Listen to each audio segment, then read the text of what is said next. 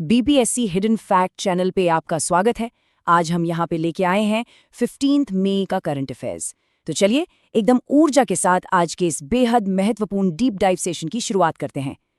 Current affairs तो बहुत जगह मिलते हैं, लेकिन हमारी कोशिश यही रहती है कि हर एक टॉपिक की इतनी गहराई में जाया जाए कि परीक्षा का कोई भी पहलू, कोई भी डायमेंशन अछूता न रहे।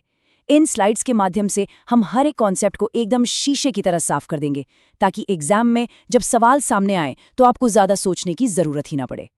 आज के हमारी इस विश्लेषणात्मक सेशन का रोड मैप कुछ इस तरह रहेगा। सबसे पहले हम कवर करेंगे विज्ञान और पर्यावरण से जुड़ी खबरें। उसके बाद हम नीतियां और अर्थव्यवस्था के सेक्शन में चलेंगे। फिर बात होगी कुछ अहम नियुक्तियों और सम्मान की। चौथे नंबर पर हम अंतर्राष्ट्रीय संबंधों पर चर्चा करेंगे और सेशन के बिल्कुल आखिर में होगा आज का अभ्यास प्रश्न, ताकि जो भी हमने पढ़ा है उसका तुरंत रिवीजन हो सके। तो बिना किसी देरी के बढ़ते हैं हमारे पहले सेक्शन की तरफ, विज्ञान और पर्यावरण, सफलताएं और मील के पत्थर। विज्ञान की दुनिया से एक सच में चौंकाने वाली खबर आ रही है। हम सब जानते हैं कि आर्टिफिशियल इंटेलिजेंस यानी एआई आजकल हर फील्ड में धूम मचा रहा है, लेकिन चीन के शोधकर्ताओं ने एआई का जो इस्तेमाल किया है वो एक बहुत बड़ी क्रांति है। उन्होंने एक ऐसी नई तकनीक विकसित की है जो हमारे गंदे नाइट्रेट युक्त अपशिष्ट जल को सीधे कीमती अमोनिया उर्वरक में बदल देती है। अब आप सोचिए, जो कृषि या उद्योगों का दूषित पानी कल तक पर्यावरण के लिए सिरदर्द था, वो अब खेतों के लिए खाद बनाने के काम आएगा। इस तकनीक में AI optimised dual atom catalyst, जिसे शॉर्ट में डैक कहते हैं, उसका बेहतरीन उपयोग किया गया है। ये कैटलिस्ट 2 आसन्न सक्रिय धातु परमाणुओं से बना है और एआई की मदद से ये पूरी रासायनिक प्रक्रिया इतनी सटीक और फास्ट हो जाती है कि पूछिए मत। अब इस बात को थोड़ा और बारीकी से समझते हैं। दुनिया भर में अमोनिया बनाने के लिए मुख्य रूप से जो तरीका इस्तेमाल होता है उसे हैबर-बॉश प्रक्रिया कहते हैं। लेकिन इस पुरानी हैबर-बॉश प्रक्रिया में एक बहुत बड़ी दिक्कत है। इसमें नाइट्रोजन और हाइड्रोजन को मिलाने के लिए बहुत ही हाई टेम्परेचर और ज़बरदस्त दबाव की ज़रूरत पड़ती है। इसका सीधा सा मतलब है कि इसमें ऊर्जा की भारी खपत होती है। इसके ठीक उलट अगर हम इस नई एआई संचालित इलेक्ट्रोकेमिकल NO3 तकनीक को देखें तो ये सीधे रूम टेम्परेचर यानी कमरे के सामान्य तापमान पर ही काम कर जाती है। ये पुरानी विधियों की तुलना में लगभग 3 गुना ज्यादा एफिशिएंट है, यानी कम ऊर्जा की खपत और बेहतर रिजल्ट्स। ये अर्थव्यवस्था और पर्यावरण दोनों के लिए एक शानदार समाधान है। अमोनिया की चर्चा हो ही रही है तो यहीं पर हमें अमोनियम आयन यानी NH4+ के विज्ञान को भी समझना होगा। यह एक पॉजिटिव चार्ज वाला यानी धनावेशित आयन है। कृषि में ये बेहद उपयोगी है क्योंकि अमोनियम सल्फेट और अमोनियम नाइट्रेट जैसे उर्वरकों में ये नाइट्रोजन का मुख्य स्रोत होता है। चूंकि ये पानी में आसानी से घुल जाता है, इसलिए पौधे इसे तुरंत सोख लेते हैं। लेकिन असली समस्या तब उत्पन्न होती है जब ये अमोनियम खेतों से बहकर बारिश के पानी के साथ हमारी झीलों या नदियों में चला जाता है। इससे होता है भारी जल प्रदूषण और यूट्रोफिकेशन। यूट्रोफिकेशन का मतलब है कि पानी में काई इतनी ज्यादा बढ़ जाती है कि पानी के अंदर ऑक्सीजन खत्म होने लगती है और मछलियां मरने लगती हैं। चीन की ये नई तकनीक इसी हानिकारक प्रदूषक को वापस उपयोगी अमोनिया में बदल रही है, जो वाकई एक गेम चेंजर है। विज्ञान के बाद अब बात करते हैं पर्यावरण और ऊर्जा की, एक ऐसी खबर की जो हम सबके लिए बहुत ही ज्यादा गर्व की बात है। सोलर ऊर्जा यानी सोलर एनर्जी की कैपेसिटी के मामले में भारत ने एक ऐतिहासिक माइलस्टोन अचीव कर लिया है।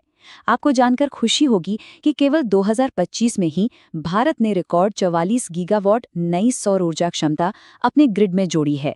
और इसी रफ्तार के साथ मार्च 2026 आते आते हमारी कुल स्थापित सौर ऊर्जा क्षमता बढ़कर 150.2 गीगावाट तक पहुंच गई है।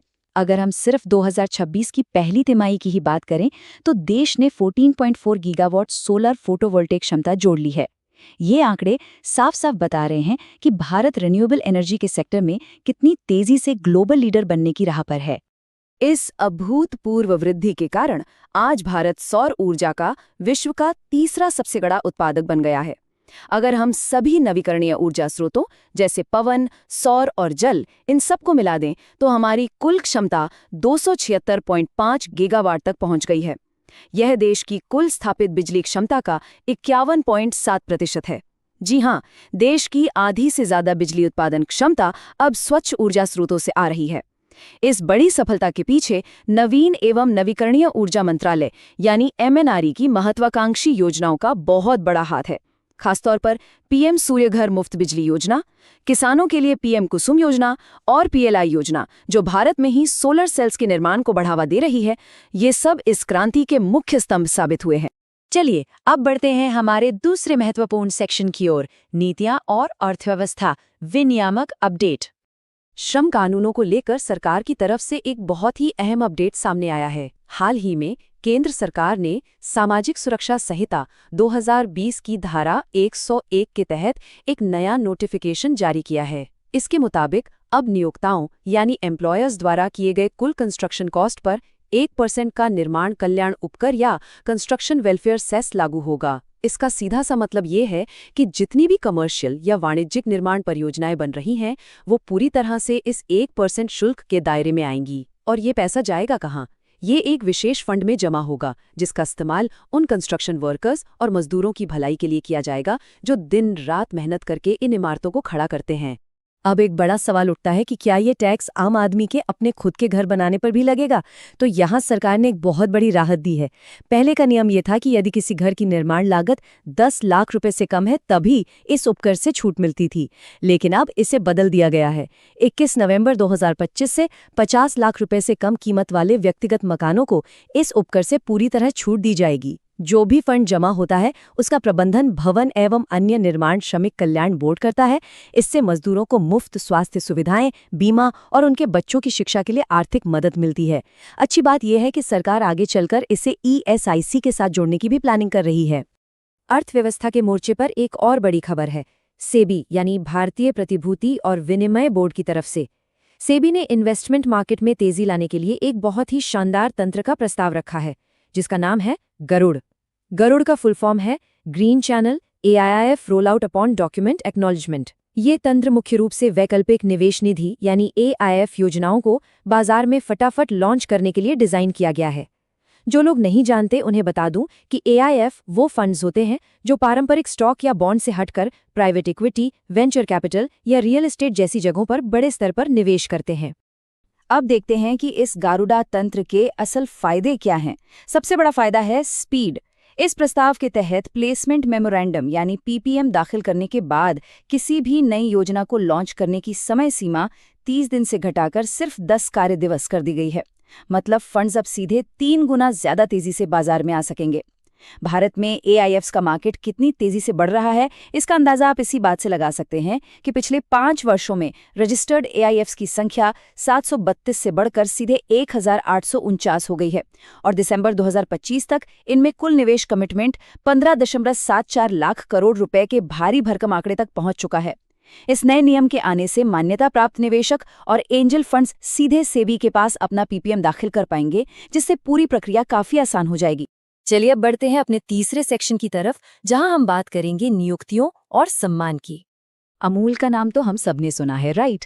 जयन मेहता वर्तमान में इसी गुजरात सहकारी दुग्ध विपणन महासंघ यानी GCMMF, जिसे हम अमूल के ब्रांड नाम से जानते हैं, उसके प्रबंध निदेशक हैं, MD हैं।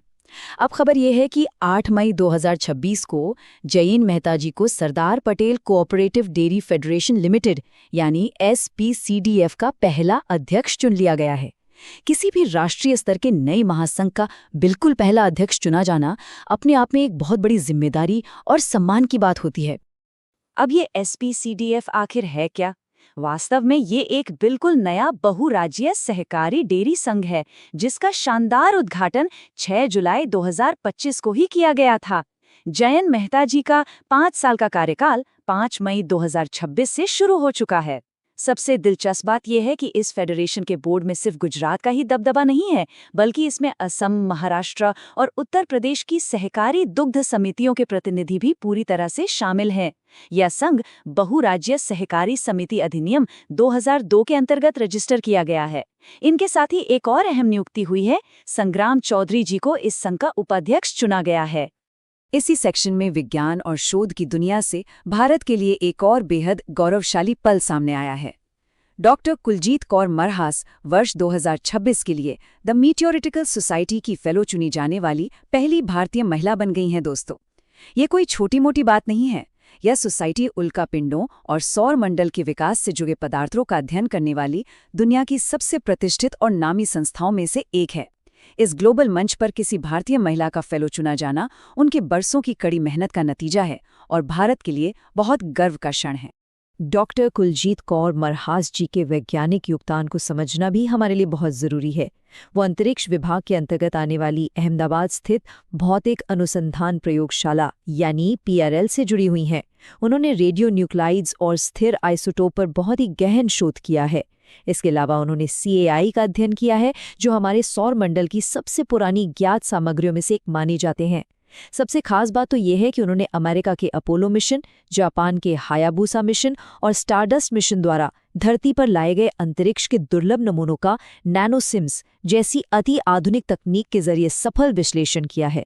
उनका ये काम दुनिया भर के वैज्ञानिकों के लिए एक मिसाल है। अपने चौथे सेक्शन में अब हम रुख करते हैं अंतर्राष्ट्रीय संबंधों यानी इंटरनेशनल रिलेशंस का। कूटनीति या डिप्लोमेसी के मोर्चे पर एक बहुत बड़ा इवेंट होने वाला है। भारत 28 से 31 मई 2026 तक नई दिल्ली में चौथे भारत अफ्रीका फोरम शिखर सम्मेलन, जिसे IAF4 भी कहते हैं, उसकी शानदार मेज़बानी करने जा रहा है। ये समिट अफ्रीकी संघ आयोग के सहयोग से आयोजित हो रहा है और इसमें पूरे के पूरे 55 अफ्रीकी देशों का डेलीगेशन शामिल होगा। इस बार का विषय या थीम बहुत ही सोच समझ कर रखा गया है। IA स्पिरिट, नवाचार, लचीलापन एवं समावेशी परिवर्तन के लिए भारत अफ्रीकी रणनीतिक साझेदारी। इस पूरे सम्मेलन का एक बहुत बड़ा विजन है, भारत के विजन 2047 को अफ्रीका के एजेंडा 2063 के साथ एक ही धागे में पिरोना। अगर व्यापार के नज़रिए से देखें तो ये साझेदारी पहले ही बहुत मजबूत है। 2024-25 में ही भारत और अफ्रीका के बीच का व्यापार $82 अरब का विशाल आंकड़ा पार कर चुका है। इसके अलावा भारत ने अफ्रीकी देशों के विकास के लिए उन्हें $10 अरब से अधिक की लाइन ऑफ क्रेडिट भी प्रदान की है। ये सम्मेलन भारत को ग्लोबल साउथ के एक मजबूत लीडर के रूप में स्थापित करेगा। और अब वक्त है खुद को टेस्ट करने का। बढ़ते हैं हमारे आखिरी सेक्शन की तरफ, आज का अभ्यास प्रश्न। स्क्रीन पर दिए गए इस प्रश्न को ध्यान से देखिए। प्रश्न है, हाल ही में द मीटियोरिटिकल सोसाइटी की फेलो चुनी जाने वाली पहली भारतीय महिला कौन बनी? आपके विकल्प हैं A. Ritu Karidhal, B. Kuljeet Kaur मरहास या C. टेसी थॉमस। थोड़ा सोचिए, हमने अभी अभी इसके बारे में विस्तार से चर्चा की है। बिल्कुल सही पहचाना आपने। इसका सही उत्तर है विकल्प B. कुलजीत कौर मरहास। आज के इस सेशन के अंत में आपके लिए छोड़कर जा रही हूँ एक विचार।